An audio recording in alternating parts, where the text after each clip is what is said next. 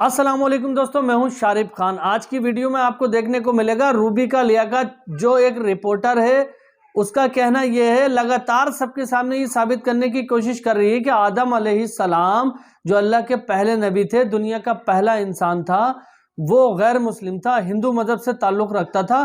क्योंकि आदम अलैहिस्सलाम को अल्लाह ताला ने सबसे पहली बार जो भेजा था दुनिया पे, वो हिंदुस्तान में भेजा था, यानी कि इंडिया में। ये बात दोस्तों बिल्कुल सही है कि आदम अलैहिस्सलाम को हिंदुस्तान में उतारा था, लेकिन अल्लाह के नबी को हिंदू ठहराने वाली रूबिका लियाकत को डॉक्टर जाकिर नायक का जवाब आपको सुनना बहुत जरूरी है। डॉक्टर जाकिर नायक ने लॉजिकली किस तरह से बताया कि जनाब आदम अलैहिस्सलाम अल्लाह के नबी थे और मुसलमान थे। तो दोस्तों, डॉक्टर जाकिर नायक ने जो रूबिका लियाकत की झड़ाई लगाई है, जो रूबिका लियाकत को नॉलेजेबल ज्ञान दिया है, उसको आपको देखना बहुत जरूरी है।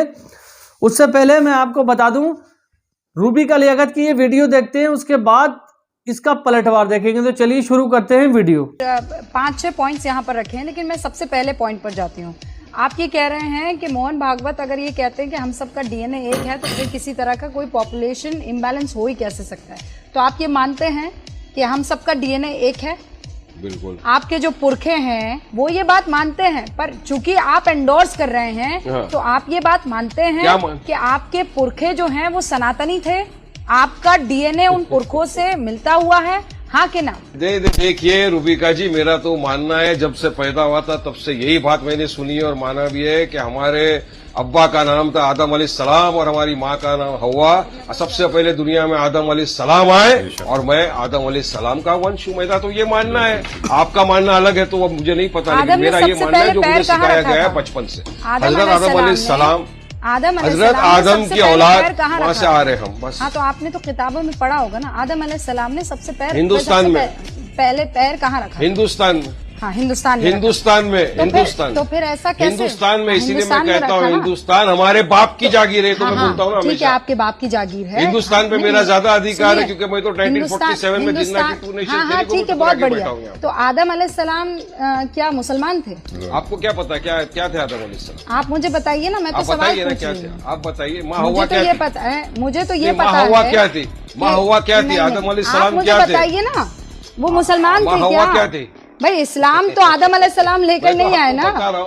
मेरे कौन लाया इस्लाम? कौन लेकर आया? आपको क्या लगता है? इस्लाम तो 1400 साल पहले आया। इस्लाम तो कौन लेकर आया? इस्लाम तो हुजूर मोहम्मद मुस्तफा सल्लल्लाहु अलैहि वसल्लम ने लेके आया। मगर मेरा तो मानना ये ना कि आदम अलैहिस्सलाम है ना, आप बोलते हो कि सनातन धर्म था, तो मेरा मानना है कि आदम अलैहिस्सलाम लेके आए हुजूर पाक सल्लल्लाहु अलैहि वसल्लम। एक नाम आता है मनु का, तो फिर कुल मिलाकर आपके वंशज वही हुए ना, घूम फिर के आप वहाँ पहुँच गए ना।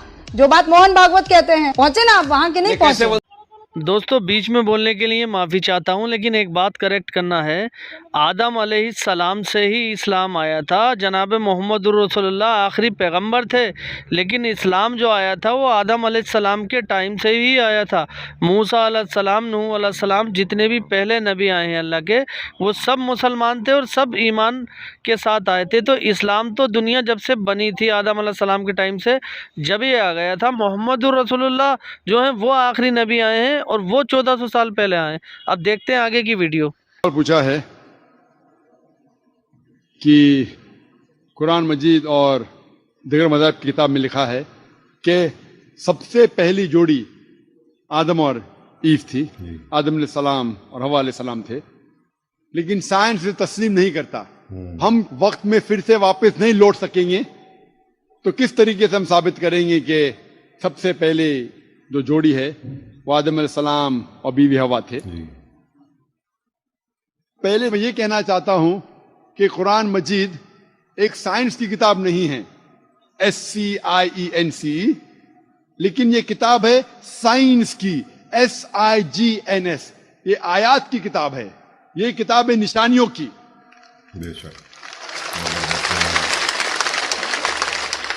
और कुरान मजीद में सब साइंस के फॉर्मूला नहीं है, लेकिन कुरान मजीद में 6000 से ज्यादा आयतें हैं, 6000 से ज्यादा निशानियां हैं, और इस 6000 में से 1000 से ज्यादा अल्हम्दुलिल्लाह साइंस के बारे में बात करती है। और मैं ये कहना चाहता हूं कि साइंस इतनी एडवांस नहीं है, तो मैं क्यों कुरान मजीद में ہر بات پہ عمل کرتا ہوں. جو بھی قرآن مجید میں لکھا ہے سائنس کے بارے میں، اگر آپ میری تقریر سنیں گے، مثال کے طور پہ ہم کہہ سکتے کہ 80% سائنس پروف کر چکا ہے کہ جو بھی قرآن میں لکھا ہے 100% صحیح ہے.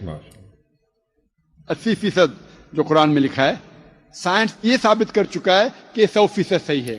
ابھی 20% از ایمبیگوس، جو ہمیں پتا نہیں. اس 20% میں سے 1% ابھی تک ثابت نہیں کیا گیا ہے کہ وہ غلط ہے. ان نون، ایمبیگوس، پتا نہیں، تو ہم ڈالتے اسے ڈاؤٹ فل کیٹیگری میں. Doubtful, we don't know. تو میری لاجک یہ کہتی ہے اگر 80% 100% صحیح ہے اور 20% ڈاؤٹ فل ہے، ان نون ہے، ایمبیگوس ہے، اس میں سے 0.1% بھی ثابت نہیں ہو چکا کہ غلط ہے، کیونکہ سائنس اتنی ایڈوانس نہیں ہے کہ اسے ثابت کر سکے. تو میری لاجک یہ کہتی ہے کہ یہ 20% بھی انشاءاللہ صحیح ہوگا. اور اس 20% میں آتا ہے کہ پہلی جوڑی انسان کی تھی آدم علیہ السلام اور بیوی ہوا. سائنس اتنی ایڈوانس نہیں کہ یہ کہہ سکے کہ اس زندگی کے بعد اور ایک زندگی ہے، لائف آفٹر ڈیتھ. آخرت کے بارے میں سائنس اتنی ایڈوانس نہیں. سائنس یہ نہیں تسلیم کرتی جو قرآن میں لکھا ہے کہ قرآن میں ذکر ہے جنت اور دوزخ کا، قرآن میں ذکر ہے جن کا. سائنس اب تک اتنی ایڈوانس نہیں کہ اس کے بارے میں کہہ سکے کہ یہ صحیح ہے. تو بہت سی چیزیں جو قرآن مجید میں لکھی تھی 1400 سال پہلے، اکثر چیزیں سائنس تسلیم نہیں کرتی تھی. لیکن آج سائنس ایڈوانس ہونے کے بعد، سائنس ترقی کرنے کے بعد 80% سے زیادہ ہم یہ کہہ سکتے ہیں کہ سائنس آج تسلیم کرتی ہے کہ 100% صحیح ہے. انشاءاللہ ہو سکتا ہے کہ 50 سال بعد، 100 سال بعد، 200 سال بعد سائنس یہ بھی تسلیم کریں گی کہ جنت ہے، دوزخ ہے، جن ہے، اینجل ہے، اور یہ بھی تسلیم کریں گے کہ پہلی جوڑی آدم اور بیوی ہوا تھی. صحیح فرمایا. I am Wasim Bhandari. I am from Bijapur, Karnataka. I asked one of my friends to come to this program, but he said, I cannot come, but I have a question, and you asked this question to Dr. Zakir Naik. So the question goes like this.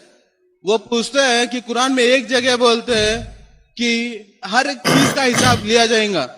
And just now you said, اور یہ question وہ بھی بولتا ہے کہ اگر اللہ چاہیں گا تو ہر گناہ کو معاف کر کے جنت میں داخل کریں گا. سو isn't it a contradiction? This is why he is asking, because I say there is no contradiction in the glorious Quran, and this has been said by Dr. Zakir Naik, and I assure you that there is no contradiction. G Thank you. بھائی صاحب نے اپنے غیر مسلم کا سوال پوچھا ہے اور کہتے ہیں کہ قرآن مجید میں لکھا ہے کہ ہر عمل کا حساب لیا جائے گا. بے شک. اور میں نے اپنے تقریر میں کہا ہوں کہ اللہ تعالیٰ اگر چاہے تو کسی کو بھی معاف کر سکتا ہے. تو یہ کانٹرڈکشن ہے کہ نہیں؟ جو لوگ کو قرآن کے بارے میں علم نہیں ہے ان کو غلط فہمی ہو سکتی کہ کانٹرڈکشن ہے. جب اللہ تعالیٰ فرماتے ہو، کئی جگہ اللہ تعالیٰ نے فرمایا کہ ذرہ بھر اگر آپ نے نیک کام کیا ہے تو اللہ تعالیٰ اس کا حساب لیں گا، اور ذرہ بھر غلط کام کیا اس کا حساب لیں گا. اس میں کوئی شک نہیں. لیکن ساتھ ساتھ یہ بھی لکھا ہے کہ اگر اللہ چاہے تو آپ کو معاف کر سکتا ہے. لیکن اللہ صرف ایسا نہیں چاہتا ہے کہ یہ آدمی اچھا دکھتا ہے تو اس کو معاف کر دوں، یہ آدمی کا شکل بری ہے تو اس کو معاف نہیں کروں گا، یہ آدمی گورا ہے تو معاف کروں گا، یہ آدمی کالا ہے تو معاف نہیں کروں گا. تو پھر اللہ سبحانہ و تعالیٰ انجسٹ ہوں گے. معاف کرنے کی بھی کرائیٹیریا ہے. اور اللہ تعالیٰ قرآن مجید میں یہ بھی فرماتا ہے اگر میرا بندہ توبہ کرتا ہے تو میں اسے معاف کروں گا. توبہ کرنے کے شرائط ہے. جی توبہ کرنے کے شرائط ہے کہ اگر کوئی آدمی غلط چیز کرتا ہے تو پہلے اسے ماننا چاہیے کہ وہ غلط ہے. نمبر 2، اس غلط کام کو روکنا چاہیے. نمبر 3، اس غلط کام کو پھر سے نہیں دہرانا چاہیے. نمبر 4، اگر وہ غلطی کو انڈو کر سکے، اس غلطی کو واپس سے انڈو کر سکے. مثال کے طور پہ اگر کوئی شخص چوری کرتا ہے 1000 روپیہ، وہ واپس دے سکتا ہے، اسے واپس دینا چاہیے. تو اگر وہ توبہ کرتا ہے اور چاروں شرطوں پہ نکلتا ہے تو اللہ تعالیٰ اسے معاف کرے گا. اس کا مطلب کانٹرڈکشن نہیں ہے کیونکہ اللہ تعالیٰ رحمان اور رحیم ہے. بے شک. اللہ رحمت والا ہے, اللہ رحیم ہے. اسی لیے اللہ سبحانہ و تعالیٰ انسانوں کو موقع دیتا ہے کہ اگر آپ غلطی کریں گے آپ کو معافی مانگنے کا موقع دیا جائے گا. اور اللہ تعالیٰ اگر ہر انسان کی چھوٹی غلطی پکڑے اور اگر ایک بھی غلطی کو معاف نہیں کرے تو اللہ کے رسول کے حساب سے کوئی بھی انسان جنت میں نہیں جائے گا. صحیح. اسی لیے ہر سورے کے پہلے بسم اللہ الرحمن الرحیم ہے. سورہ توبہ سورہ نمبر 9 چھوڑ کے ہر سورے کے پہلے لکھا ہے بسم اللہ الرحمن الرحیم, اللہ کے نام سے جو رحیم اور رحمت والا ہے. تو امید کرتا ہوں دوستوں آپ کو ویڈیو پسند آئی ہوگی. ویڈیو پسند آئی ہو تو میرے چینل کو سبسکرائب کر کے بیل آئیکن پر آل کا بٹن سلیکٹ کر لینا. انشاءاللہ تعالی اسی طرح کی نالجبل ویڈیو آپ کے لیے لے کر کے آتا رہوں گا. دوستوں ایک بات آپ سے اور بتانا چاہتا ہوں کہ جو لوگ مجھے یوٹیوب پہ فالو کرتے ہیں وہ مجھے فیس بک پہ بھی فالو کرنا اسٹارٹ کر دینا. اللہ نے ان کو جنت میں بھیجا تھا اور اس کے بعد دنیا میں وہ آئے تھے گندم کھانے کے بعد. تو سب سے پہلا ثبوت کیا ہے آدم علیہ السلام کا؟ میں غیر مسلم بھائیوں کو سمجھانے کی نہیں بول رہا ہوں یہ ساری باتیں. سب سے پہلا ثبوت کیا ہے کہ فرشتوں سے سجدہ کروانے کو جو اللہ نے کہا تھا وہ ایک مسلمان کو ہی اللہ کہتا ہے, کیونکہ مسلمان ہی اللہ کو مانتے ہیں اور مسلمان ہی یہ مانتے ہیں کہ اللہ نراکار ہے, ایک نور ہے اللہ, ایک روشنی ہے جس کا کوئی آکار نہیں. ہمارے غیر مسلم بھائی بہت سارے خداؤں میں مانتے ہیں. تو سجدہ کرنے کو جو کہا تھا اللہ نے فرشتوں سے آدم علیہ السلام کو, یہ اسلام دھرم کے اندر سجدہ کیا جاتا ہے, غیر مذاہب کے اندر سجدہ نہیں